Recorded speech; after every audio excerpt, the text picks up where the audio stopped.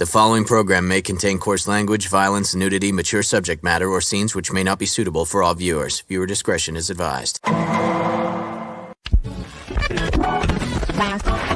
All Hit Radio.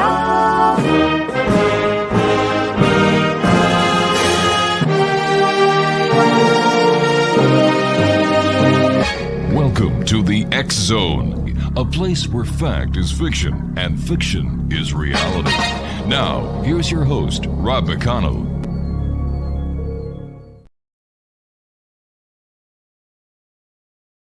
McConnell coming to you from our broadcast center and studios in St. Catharines, Ontario.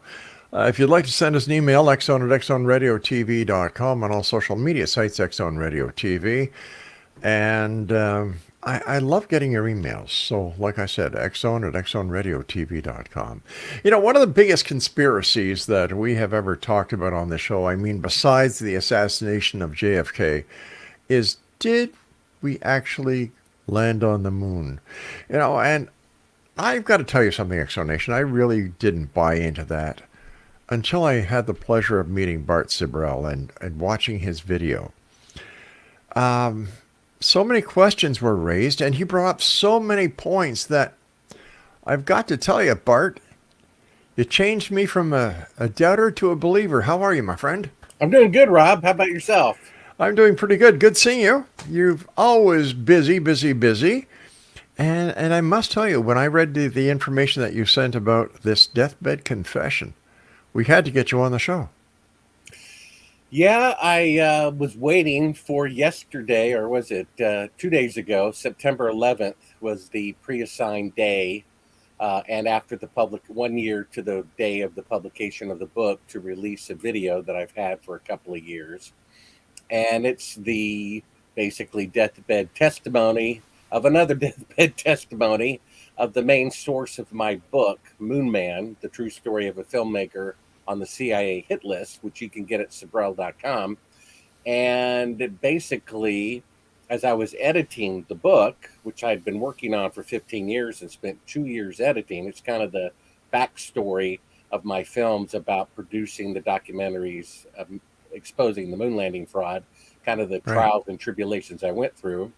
I was put in touch with someone who was actually there at Cannon Air Force Base in Clovis, New Mexico, on June 1st, 2nd, and 3rd. His name was Cyrus Eugene Akers. He was the MP security chief of the entire military base, and he eyewitnessed the faking of the moon landing. Stood beside President Johnson, who flew in from his home in Texas on holiday by helicopter to view the first of 3 days of filming.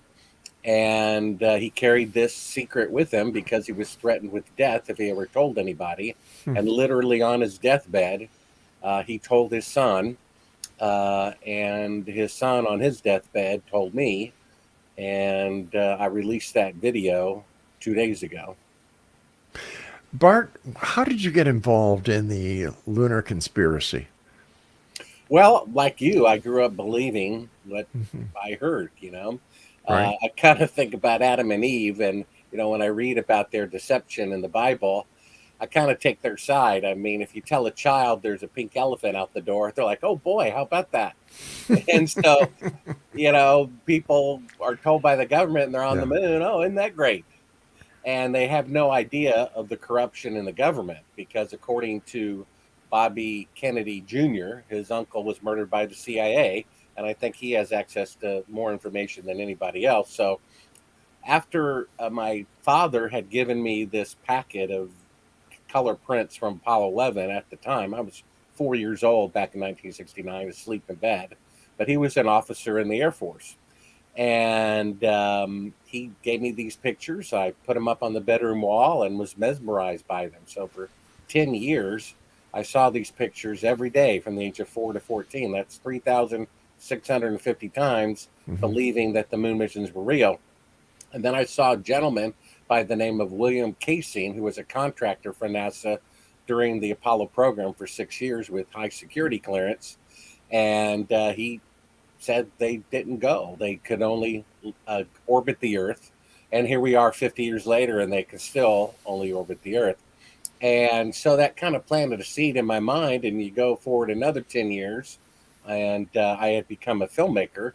And one day, um, I'm editing for the program who, had produced that show I saw. He puts me in touch with Bill, and he originally suggested I do a documentary about it. So I took off about 6 months, and I found a lot of photographic anomalies. Now, I was a filmmaker, so my job is to make fake scenes look real. Mhm. And so I know that in sunlight, and all you have to do is go outside on a bright sunny day with a friend, stand about 5 feet apart from one another, and you'll see that your shadows always run in the same direction. They're parallel. It's Right. impossible for them to intersect in sunlight. And in some pictures from the Apollo missions, shadows from, let's say, an astronaut and a rock 5 feet away are going at a 90-degree convergence, which is impossible in sunlight, which means it's electrical light, which means they're not on the moon. And then I find out that two of the three astronauts rarely gave interviews. The administrator of NASA resigned without explanation before the first mission. He didn't want to have anything to do with it. And I'm like, maybe they really didn't go. And I thought, well, I love puzzles, and I kind of have a relentless, never give up personality. I said to myself, if anyone could figure this out, it would be me. And if they didn't go, that could be dangerous. So I turned down the project.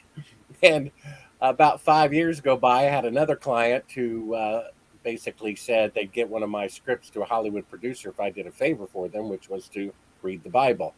And so they gave me a 1 year Bible divided into 365 calendar days. And over the next 5 years, I read the Bible 5 times from cover to cover. I wasn't a Christian by any means. However, it did develop in me a conviction, first of all, that things don't make themselves, right? The body, if you have an autopsy, they're all departmentalized, working together. Hmm. And those things don't make themselves. And evolution really says that lower forms of life are making higher forms of life, which is like kindergarten teaching algebra, right? So that doesn't make any sense. And it Right. seemed to me there is a judgment, there is right and wrong, there is light and darkness, and there's truth and lies. And I said to myself, Rob, if they didn't go to the moon, that's actually more profound historically than if they'd actually gone. And if that's the case, then the truth needs to be known for the betterment of mankind. And I realized I'm going to die anyway. So I might as well die, risk my life for a just cause. So I changed my mind, and I was put in touch with a millionaire who is a board member of an aerospace company who builds rockets for NASA, who knows they didn't go to the moon. He gave me $1 million to produce my films because he thought it was his patriotic duty to expose it. I was still at that point producing these films, at least the first one, A Funny Thing Happened on the Way to the Moon, which you can Yeah. see free at Sibrel.com, under the theory it might be true that they faked it.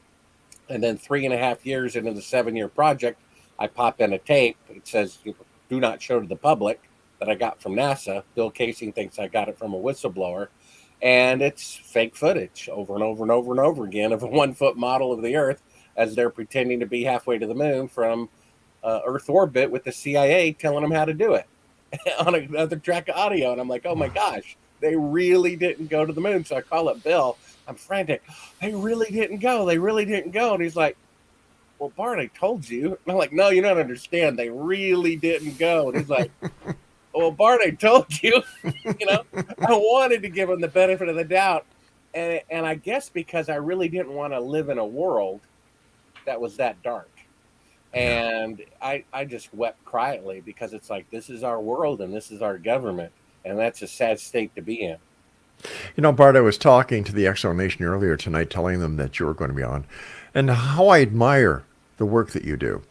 And when I watched, I remember, I must be 10, 15 years ago when you and I first chatted here on the X Zone. When did you release A Funny Thing Happened on the Way to the Moon? That was in 2001. All right, so that's when we first had you on. And you sent me a copy of that, as well as Astronauts Gone Wild. And I remember bringing it into the green room and putting it on the screen, and it was like, you gotta be kidding. And when I saw Buzz Aldrin, take a punch at you, And then the comments that were made by Edgar Mitchell's son, I mean, after Edgar Mitchell gave you a boot. You know, if these guys had nothing to fear, and if they really went there, all they had to do was put their hand on the Bible and swear. That was it. Yeah, I mean, one of the things that Astronauts Gone Wild is, which is kind of like the sequel, you could call it, of A Funny Thing Happened on the Way to the Moon, is I just tracked down astronauts and I plopped a monitor in front of Edgar Mitchell and showed him the fake footage that I uncovered that conclusively proves that we didn't go to the moon. And he turned beet red, started cursing at me, literally kicked me from behind. Yeah. And in the commotion, I left a wireless microphone on him. And in the commotion, my cameraman left the camera recording. So while the camera's in the back seat of the rental car in the guy's driveway with the doors closed, he's in the house with his son with the doors closed. And we're unintentionally recording the audio of the conversation of him and his son in his house, where they're discussing whether or not to call the CIA to have me assassinated. So I didn't discover this until like 3 months later when the film secretary, who was transcribing the films, called me up panicked and says, Bart, you know what they're talking about at the end of the tape when you left the mic on? I'm like, I don't know. She says, they're talking about calling the CIA to have you killed. I said, yeah, that's funny. She says, no, Bart, they're talking about calling the CIA to have you killed. And I'm like, that's funny. She says, Bart, you're not listening. They're talking about calling the CIA to have you killed. Yeah. Now, if they really went to the moon, and I'm some silly person who thinks they didn't, why would the CIA have to be called? I mean, come on. Now, if I'm a journalist with real footage of fake photography proving a real government fraud of the CIA, then yeah, they might have to be contacted. And odd and sad point, the book of Proverbs says that when a curse is issued on a person who doesn't deserve it, like his son was the one who suggested that they call the CIA to have me killed, his son died of cancer a few years later. Wow. Bart, stand by, my friend. You and I have to take a break. Thanks very much for coming on the show tonight, Bart. Sure. And your website is bartsibrel.com, right? No, just Sibrel.com. Sibrel.com. Sibrel.com. Just like it says at the bottom of the screen. There you go. Bart, take care. We'll be right back. Don't go away.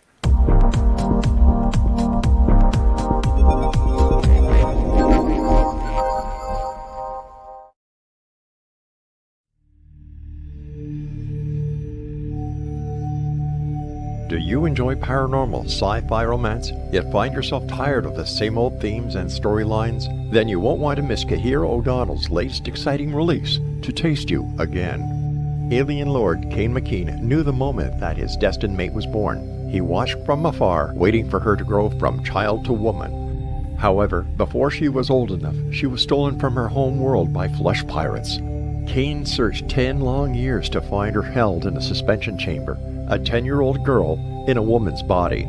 He rescued her and swore to give her time to grow up, but with his very life depending upon winning her as a mate, has he waited too long? Get your copy today.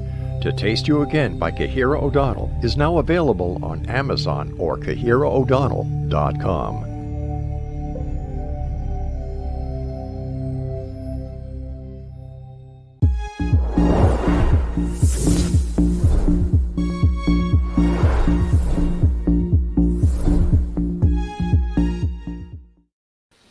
Okay, from that ad, I know why you have the nudity warning at the beginning. You know, you're the first person who caught that. Oh, my goodness. See, and here's it here, right? Yeah. Bart Sibrel's our very special guest. Sibrel.com is the website. Bart, after you completed the editing and you saw what you had there, how did you feel? Like you had the smoking gun. Yeah, I was scared to death. Really? Because I had a blind roommate and a toddler son, and I had proof in my house that the moon landings were fake. I freaked out. I'm like, oh my gosh, what have I done? What have I gotten myself into? Because I figured there'd never be any proof in my lifetime, and I was wrong. And I was in a panic. I called up Bill Casey, what do I do? And the phone call was interrupted, and all these strange things started happening. And then one night on a Wednesday night at church when I was like the second to the last person leaving, because I was talking to the elders, what do I do with this tape? And they're like, you bit off more than you can chew. You need to drive now to CNN and give it to somebody, expose it because that'll protect you. Right. And then I drive past this business that had been closed for hours, and there was a van backed into the driveway so that it could pull out when I went by. Now there were about 300 cars leaving church, before me, and the van didn't follow them. So as soon as I pulled out, he pulled out, and I'm like, oh, that guy was waiting for me. So I immediately pulled over to the side of the road, and I said, I'm going nowhere until this guy's in front of me. The guy just stops right there in the middle of the road in the middle of the night. And he realizes eventually that, oops, he followed me too close. And so he gives up and passes me. So I follow him. The saying, know your enemy. Right. So he gets on the parkway, 2 lanes one way, 2 lanes the other way with the medium. And I get on the parkway. And I pull up alongside the guy. I'm like, I want to look at this guy.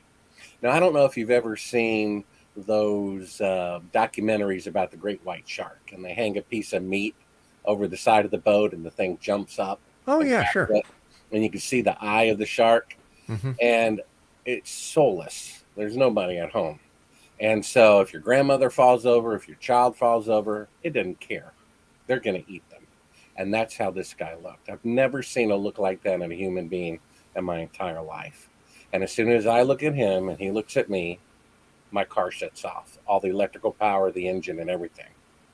Now, an ex-military intelligence person told me that was a EMP, either from his car or potentially from a satellite. So I coast to the side of the road.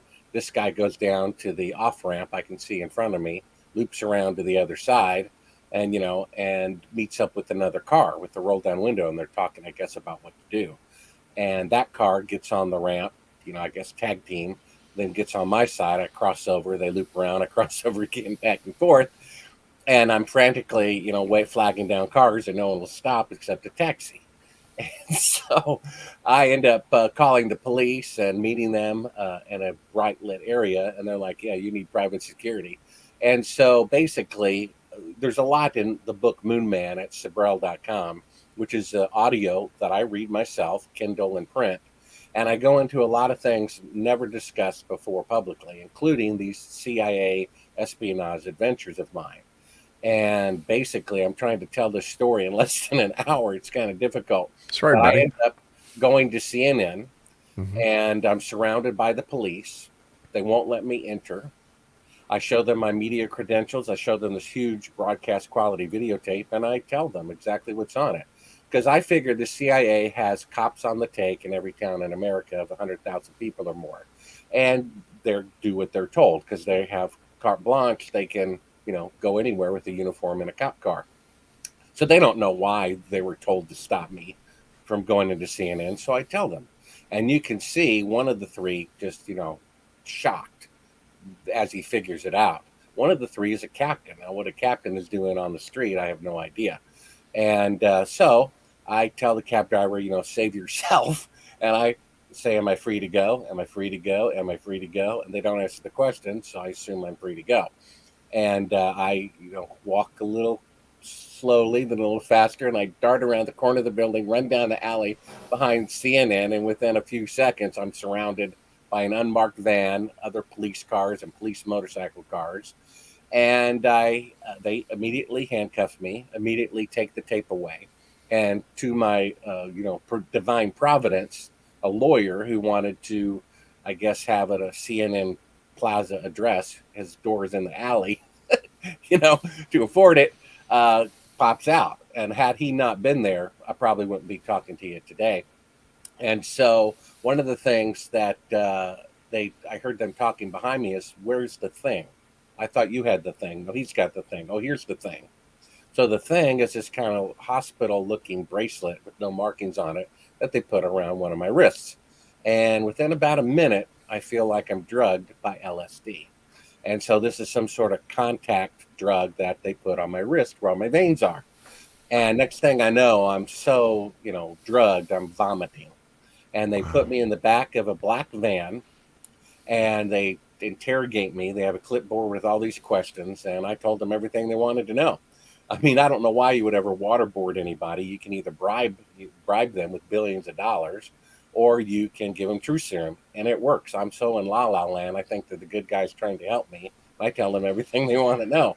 I end up escaping from their custody, making my way back to Nashville, where I pee in a cup. I said, I got him. I'm going to prove that I was drugged by this exotic CIA drug. So I give it to a friend to put in a lab in his name, not mine. I'm trying to outwit the CIA here. And after a few days, he calls me up and says, well, there was a problem at the lab. I said, oh, what was that? He said, well, they had a break-in over the weekend. I said, yeah, so what? He said, well, strange thing. The only thing stolen was your urine sample. You got to be kidding. So I go into all of this in the book. I go into basically interviews that I did with Gus Grissom's widow for 3 hours and his son for 2 hours. And they tell me they have forensic evidence that the CIA murdered the man who would have been the first man on the moon because he was a whistleblower and wouldn't cooperate. And so this is a pretty sad situation, because what that means is, our labor, a third of it is going to the federal government. And what are they doing with that? Not only are they faking the moon landing, they're murdering our brethren for exposing their crimes. So what was the necessity of the government to hoax the moon landing? Well, I guess it was pride. They say pride comes before a fall. Mm-hmm. And that's kind of how my film opens up. It opens up with the Tower of Babel, which, according to the Bible, was built for pride, to boast that we're a greater nation than you are because our building is taller. Never finished. And then we show the biggest machine ever built, known as the Titanic, and they put in print a ship that God himself cannot sink. Never finished. Then we show Tricky Dick Nixon, who knew they were not on the moon, who didn't even show up for the launch because he was so afraid of getting caught. Imagine, they're going to the moon for the first time and you're president, and you don't show up until the second launch after they got away with it, right? And he said, when he knew they weren't there, putting a man on the moon is the greatest event since creation itself. Not to mention, they embezzled $200 billion in today's dollars for going into Earth orbit, which would be a fraction of that to do. And who knows what other reasons. I think they were probably surprised that they got away with it so easily. And, whoever shot JFK is still dead, and whoever did 9/11, 3,000 people are still dead. The moon landing is a unique fraud because it's a positive lie. They gave the candy that the public wanted to wave their flag at, and and tear up at, and give parades to and congressional medals of honor to liars. And even though the Kennedy assassination witness list, they say, is as much as 200 people they knocked off, and of course 9/11 killed 3,000 in the Gulf of Tonkin, which Robert McNamara confessed before he died. They just made that up.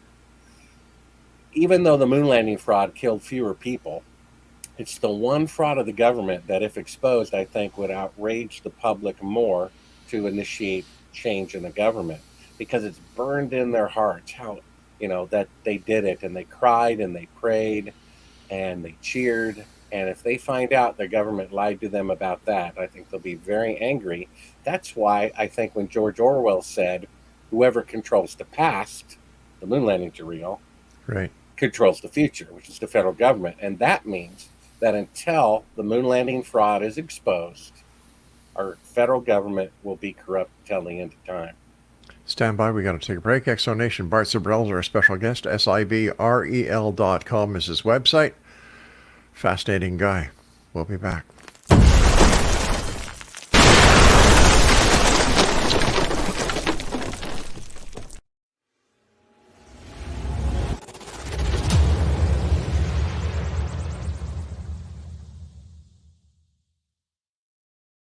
So I was watching the X Zone TV channel last night when I was abducted by aliens, and they kept repeating to me over and over again, simultv.com, simultv.com. What's simultv.com? That's what I asked them. They had it written on the side of their UFO. How do you spell that? UFO. No, I mean simultv.com. simultv.com. simultv.com. Right. simultv.com. Interesting that you were abducted by aliens in a simultv.com UFO last night. Oh, yeah? Yeah. Now that you mention it, I remember now last night I was awakened from a deep sleep. My great-grandmother was standing there. She said she'd come from the hereafter to tell me about simultv.com. She even spelled it out for me. simultv.com, sonny boy. simultv.com. simultv.com, sonny boy. Wow. Yeah. Guys, you'll never guess what my psychic guru just told me. simultv.com. Exactly. Are you guys psychic too? Of course. We all know about simultv.com. simultv.com.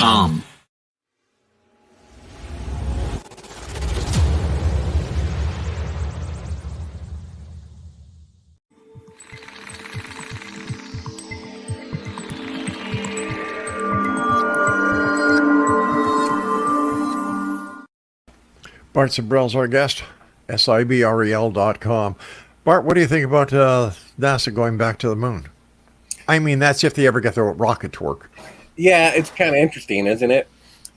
50 years ago, when they had 1/1,000th the computing power of a cell phone, they went from never being in space to walking on the moon in 8 years. Now, with 50 years better technology, it takes 18 years to develop the Artemis rocket, which didn't launch the first time or the second time or the third time. And it's only going to orbit the moon and not land, and with no one on board.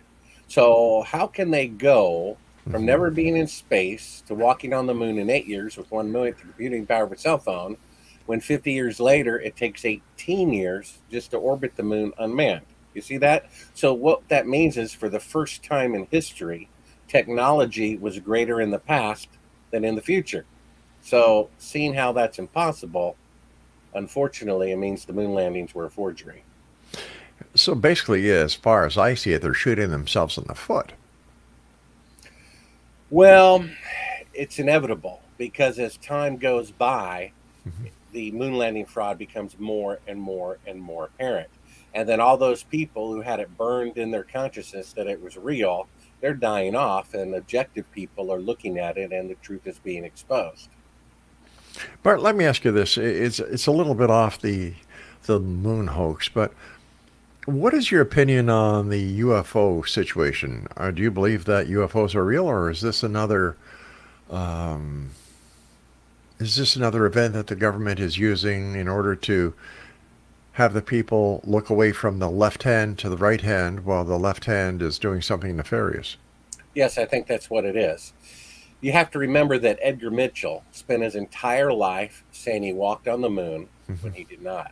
And he spent his entire life saying UFOs are as real as the moon landing. You see? Now, UFOs, unidentified flying objects, do exist. And if you go to Sibrel.com and just scroll down a little bit, you'll see an article entitled, "Are There Really Aliens?" And I spent hundreds of hours researching this and writing it. And it's got multiple links in it to back everything up. Basically, the top two UFO researchers, I forget their names, one American, one French, after 4 decades of research, came to the same conclusion, independent of one another. Number one, UFOs are real. And number two, they're not from outer space. Right. And number three, they think they're demonic. I mean, when people are being abducted by UFOs, they invoke the name of Jesus and they run away. So if they're from outer space, why would the name Rob, Bart, Jesus, or Buddha, why would that matter to them? You see? So there's something going on here. And the last time I was in a hotel, and they were free, I think 10 free HBO movies, 3 of them, a third of them, were about aliens from outer space. Now, if a third of them were about how great the president is, or a third of them were about how terrible the president is, I would think there's a propaganda campaign going on. So they want us to believe in them really bad. So that means they're not true. The longer I've been doing the show now for 33 years, and Bart, there has not been one single ounce of physical evidence ever supplied or brought forward to anyone that substantiates any claims of people who have been abducted by aliens or who have had a real encounter, whether, like Travis Walton, caught him lying so many times he's got as many lies in his fridge as Billy Meyer has in a piece of cheese. Nobody makes any more sense. They all want to keep the lie going because it's a cash cow for them. So why do they keep doing it when they know the public is caught on? And why would the U.S. government continue its charade that they went to the moon when, thanks to you, we know it's all false? Well, I played poker once with a guy who was so much better than me. And he did something like a triple bluff on me. He bluffed in a way that he was bluffing, but he knew I would think that, and he went the other way. And so when they have, this disclosure from these sources in the military, they're throwing a bone to salivating UFO people who want to believe everything they are given. And the government knows that. So if they had a secret, they would never leak it, period. I mean, who has leaked that we didn't go to the moon? Who's still alive? Zero. And, it involved at least 50 people. And that secret they have kept. So if UFOs are traveling from, halfway across the universe, hundreds of millions of light years away, then they would have the technology to be optically invisible. So if they're being seen, it's because they want to be seen. You see that? And so they want us to believe in this. Why, I don't know. It probably has something to do with end times deception. They want us to believe in them for some strange reason of some future deception. I'm not sure what it is. However, I would be very suspicious about it. Tell me more about the demonic connection. Well, there was a girl in high school about 10 years ago. She did a genealogical study of every president of the United States at the time. And all but one of them were from the same bloodline. And it was traced back to somewhere in England about the 1300s, which is kind of odd, isn't it? And if you believe the Bible is a history book, which it is, and a truthful history book, then it says in Genesis 3:15 that there will be war between the seed of Adam, which is mankind, and the seed of the devil, which means the future offspring. The seed in the Bible means future offspring. So there's going to be, you could say, two races on earth. There's going to be the race that God made and some sort of hybrid deformed race that Lucifer is participating in. Now, Genesis 6 says that the sons of God came down, intermarried with the daughters of men, and because of that, a race of giants, deformed people were born. The Nephilim.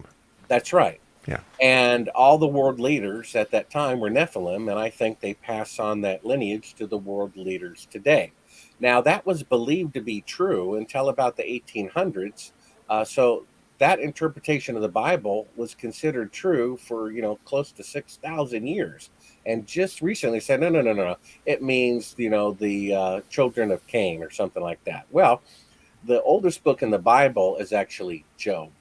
And they're the ones who use the Hebrew word for sons of God first.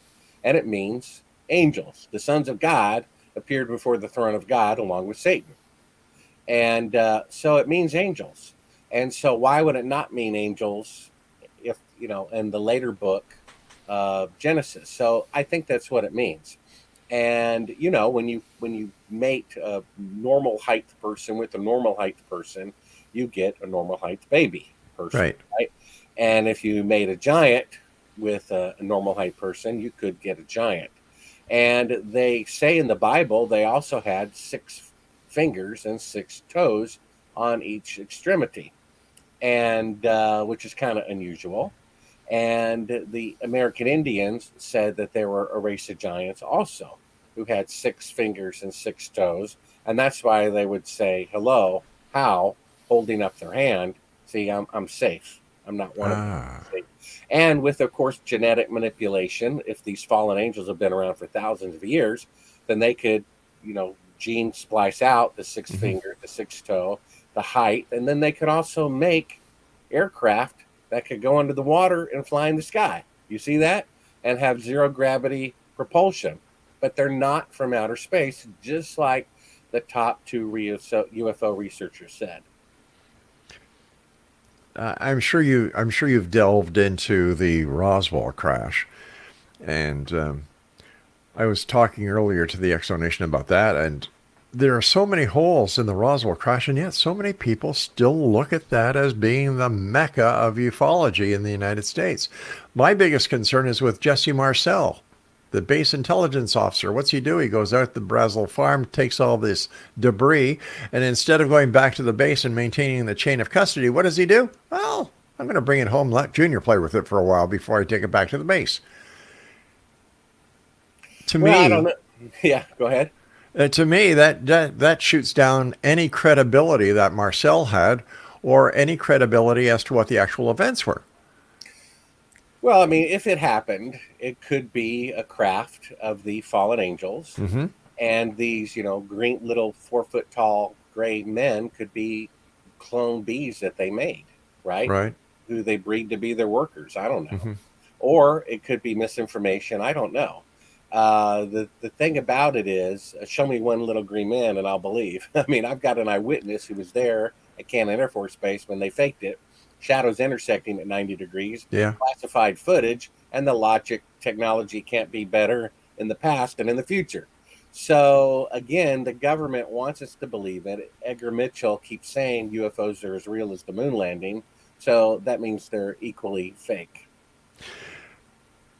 I think it's going to be very interesting to find out why NASA is going back to the moon. They're saying it's because the moon has a large proportionate amount of helium-3. And that helium-3 is very easy to bring back to Earth. How they're going to do that, God only knows. But what about China? What about India? What about the other countries who now have the capability of going to the moon? Would they not want to go and verify or authenticate that the Americas really were on the moon? Well, I know a high-ranking member of the Chinese space program, and he told me that they know for certain that the moon landings were fake. They teach it in their universities that they're fake, and they have an agreement with the United States government not to expose it, but also not to say that it's real, because of their integrity.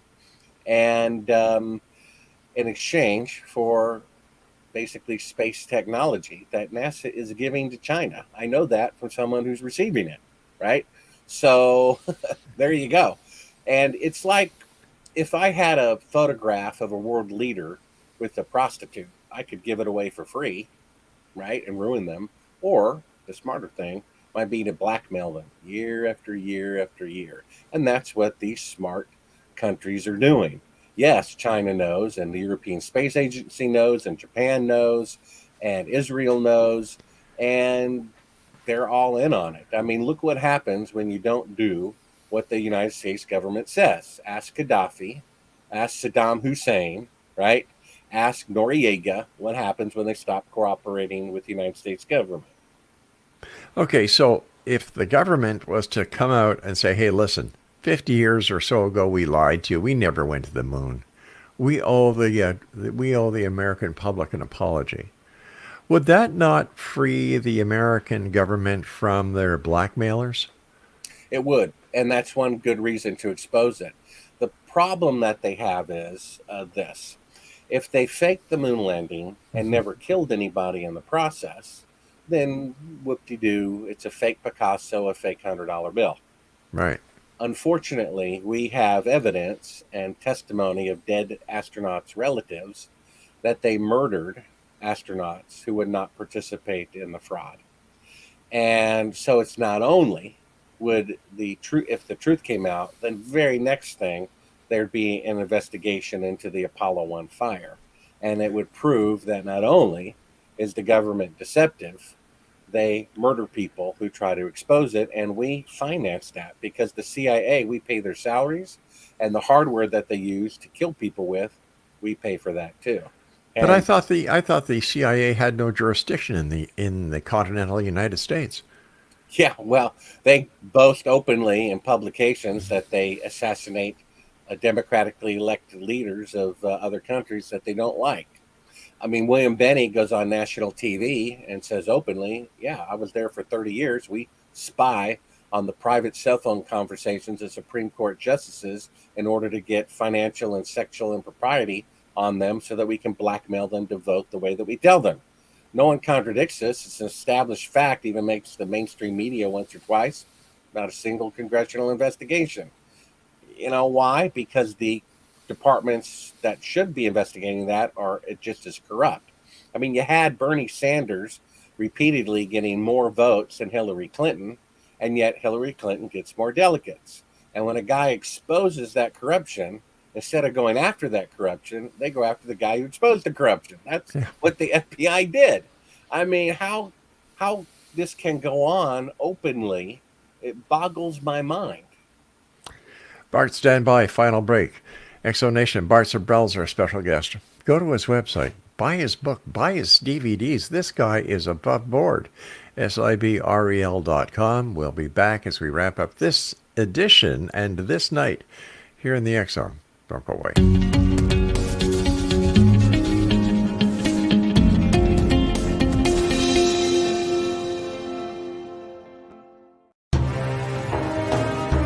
To be accosted in her bed and abducted by aliens was the last thing Michelle expected.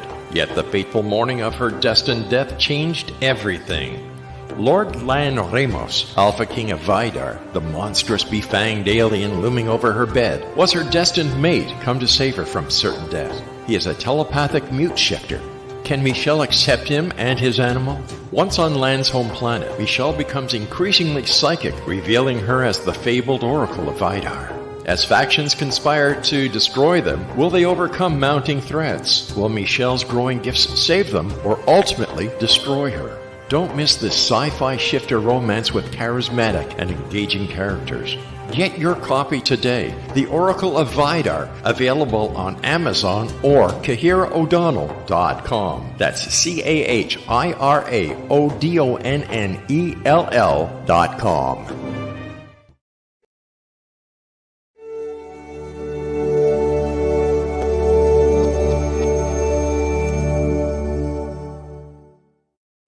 Bart Sibrel's our guest, Sibrel.com.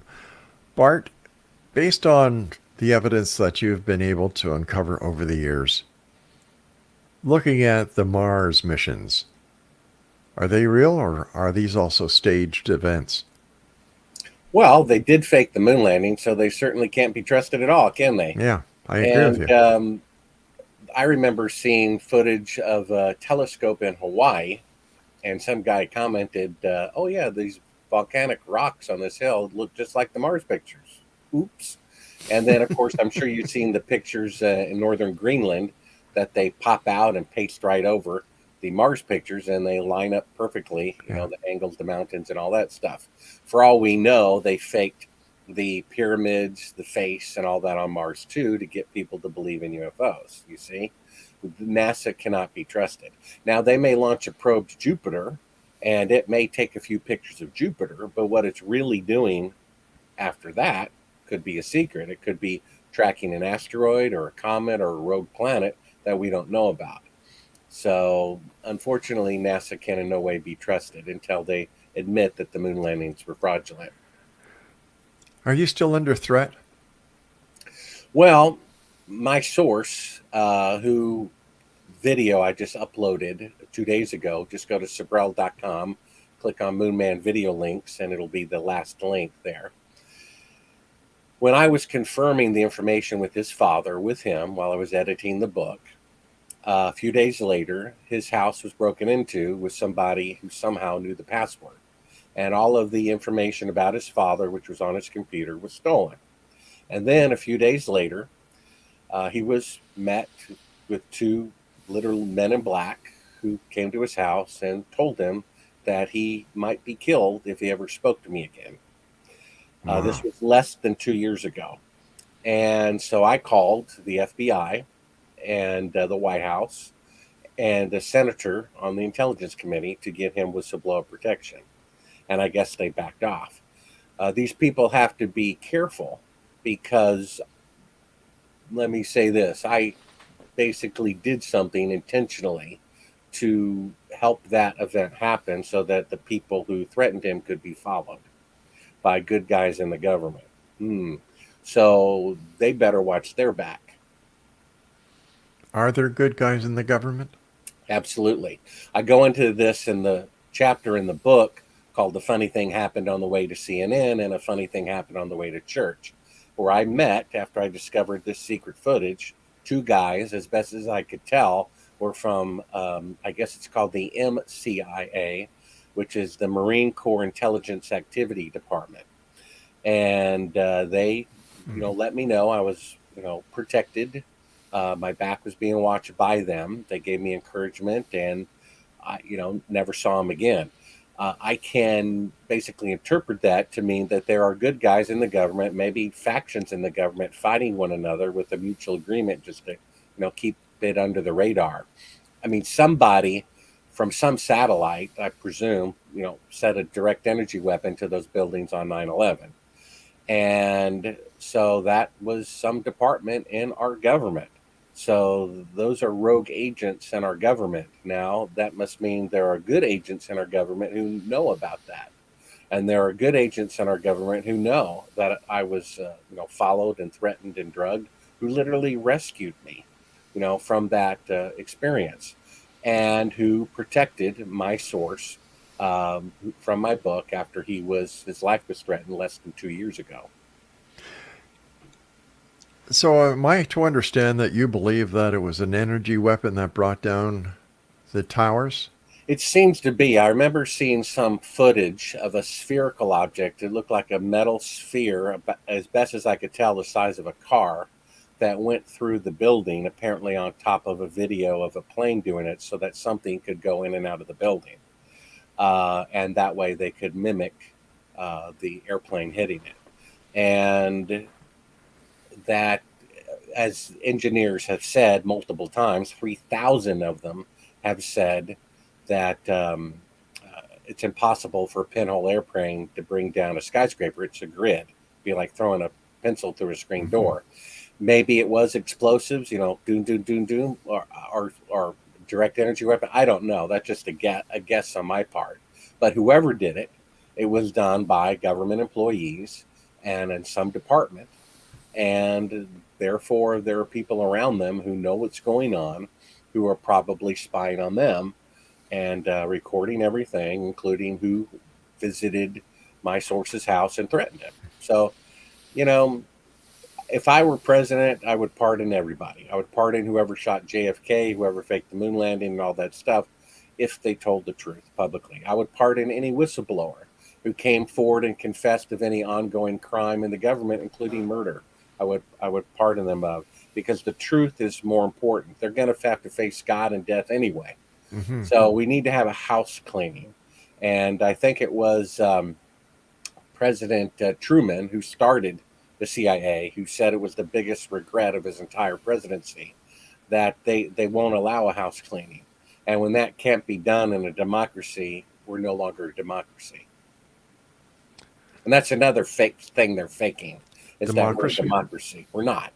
If we're a democracy, they wouldn't close churches because of, a pandemic. If we're a democracy, then Congress and the Senate would have voted whether or not to fake the moon landing, right? And if they're of the same bloodline or same club on both sides of the party, I mean, after all, Johnson was there when they filmed the faking of it, and Nixon gave it the thumbs up, and one was Republican, one was Democrat. But that doesn't matter, does it? I've got about 2 minutes left. First of all, I want to thank you ever so much, Bart. I'm a big fan of yours. Keep the great work up. People need to know more about you, so we're going to do everything we can to get your message out there. Quickly, your comments on COVID. Well, I might be uploading this to my YouTube channel if you share it with me. All I can say is, let me say this. There was a prophet by the name of John Paul Jackson who died in 2015 out of vision that God gave him. He said there would be 2 pandemics, and this is before this one happened. He said the first will basically not amount to much, or false flag or whatever. And the second one would be very dangerous. And so all I can say is there's plenty of things out there. I mean, if they can fake the moon landing, if they can kill Kennedy in front of people, if they can get away with 9/11, they can do anything. Bart, thank you so much for joining us. If there's anything we can do to help you, just let me know. And love to have you back on again. Well, thank you, Rob. You take care of yourself, Bart. And Exonation, if you'd like to find out more about Bart, there's his website right underneath at Sibrel.com. Well, that's it for tonight, everyone. I'll be back tomorrow night at 10 o'clock as once again we cross the time-space continuum to this place that I call the X Zone. It's a place where people dare to believe and dare to be heard. It's a place where fact is fiction, and fiction, well, 9 times out of 10, is much more interesting than reality. Did I say that right? I don't think so. Fiction. I gotta think about that. See what happens when I talk to Bart. I even doubt what we do here. Are we part of a conspiracy? No. So let's try this again. It's a place where fact is fiction and fiction is reality. There you go. I'll be back tomorrow night at 10 o'clock. So whatever you do, don't go away and enjoy your evening. Good night, everyone.